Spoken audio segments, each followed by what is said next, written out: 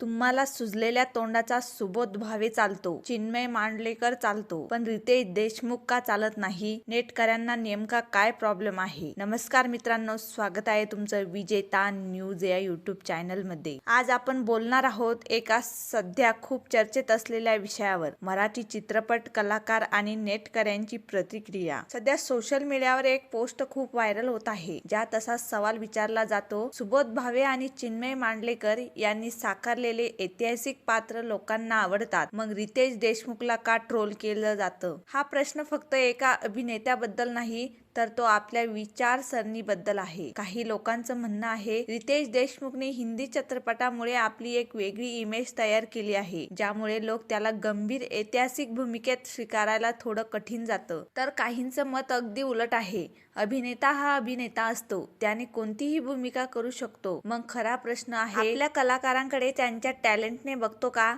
की त्याच्या इमेजने? मराठी चित्रपट सृष्टी सध्या खूप मोठं काम करत आहे. ऐतिहासिक, सांस्कृतिक आणि आपल्या अभिमानाच्या गोष्टी पडद्यावर आणल्या जात आहे. पण जरा आपणच आपल्या चित्रपटांना सपोर्ट केला नाही तर पुढे कोण करणार? एक पोस्ट मध्ये असंही सांगितलं गेलं, एखादा प्रयत्न करत असेल तर चित्रपट भव्य करण्याचा, तर आधी तो पूर्ण पहा आणि मगच समीक्षा करा. आणि खरं सांगायचं तर हे 100% बरोबर आहे. तर मित्रांनो, आता तुमची वेळ आहे. तुम्हाला काय वाटतं? रितेश देशमुखला खरंच अन्याय केला जातोय का, की लोकांची अपेक्षा योग्य आहे? कमेंट करून नक्की सांगा. आणि अशाच अपडेटसाठी चॅनलला जरूर सबस्क्राईब करायला विसरू नका. भेटूया अशाच एका माहितीपूर्ण व्हिडिओमध्ये. तोपर्यंत धन्यवाद.